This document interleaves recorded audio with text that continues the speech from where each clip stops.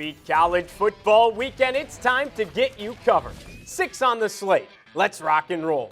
Will there be victory bottles at the tailgates in Champaign? Can Illinois knock off the defending national champs as home dogs? Can undefeated Iowa State continue its winning ways and stay atop the Big 12 with offensive juggernaut UCF coming into Ames? Is Clemson the best team in the ACC? The Tigers have a chance to prove it on Saturday against a pesky Cavalier crew in Death Valley. Texas has been the best team in the land in the first half of this season.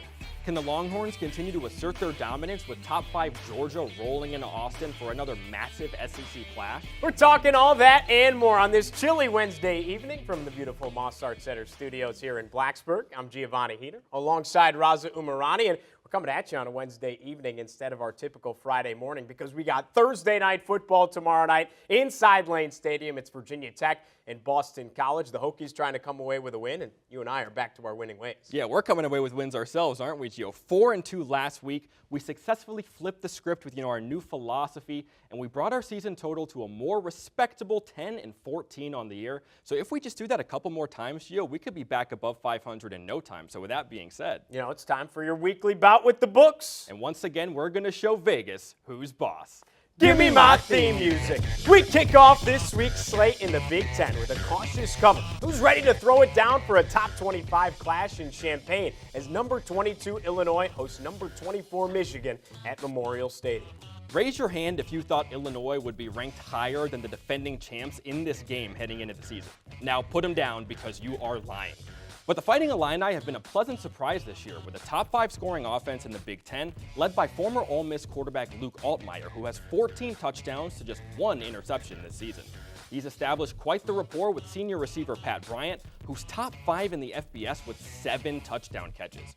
Michigan, on the other hand, couldn't be further from a passing juggernaut, juggling 3 different quarterbacks and still having the worst passing offense in the Power 4.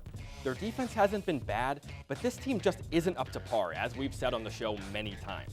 Though the Wolverines are coming off a bye and Illinois just had the scare of the year against Purdue, we'll take the points in what should be a tightly contested ballgame. Give us the Fighting Illini to cover as home dogs. Book it, baby. Illinois +3. Let's take this party down to the Magnolia State, where not a lot of winning has been taking place between Mississippi State and Ole Miss. But you know who is winning? Texas A&M. And they're looking to keep the W's coming against the Bulldogs on Saturday afternoon. Texas A&M. Is Mike Elko finally the answer to every prayer in College Station? Well, he's off to a good start. In fact, the Aggies are a couple of plays away from being undefeated at the midway point of his first season and have ripped off 5 in a row, including a blowout win over then number 9 Missouri at Kyle Field. Though they might not have come blazing out of the gates, they're really starting to get their stride with a schedule that actually bodes fairly manageable the rest of the way. Texas A&M's offense ranks 2nd in the SEC in rushing, while their defense stacks up in the top half of the conference and is 2nd in interception.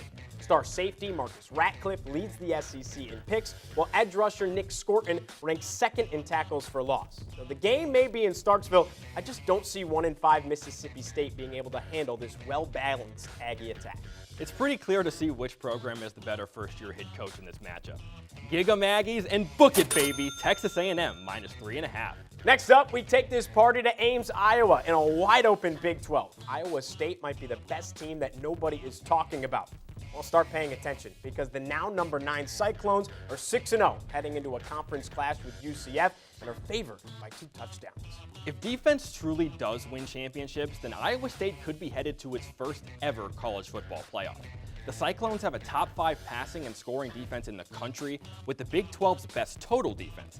Nationally, their elite secondary ranks 3rd with 10 interceptions and 4th in opposing passing efficiency. Plus, this team is disciplined, having the 2nd fewest penalties and 3rd best turnover margin in all of college football. The other side of the ball can hoop as well, with quarterback Rocco backed at the helm of an offense that certainly does not lack in the weapons department. Now, we understand that UCF has arguably the best rushing attack in the country, with the most productive offense in the Big 12. But like we said, defense prevails at the end of the day. And if all of this isn't enough, just know this. Iowa State has won 5 of its 6 games this year by 2 touchdowns or more. Now take another look at that spread. Give us the Cyclones to win big and remain unbeaten. Book it, baby. Iowa State -14. There's only one more Power 4 conference to highlight today, and that's the one that's right in our wheelhouse. We're back in the ACC and back with Dabo Swinney's Clemson Tigers as they host a frisky Virginia team for another noon kick in Death Valley. Is Clemson the best team in the ACC? Well, Miami may be undefeated. The Canes have looked vulnerable in their last two outings. Meanwhile, the top 10 Tigers are on an absolute tear. Clemson is outscoring its opponents by over 29 points a game since disappointing in the season opener against Georgia.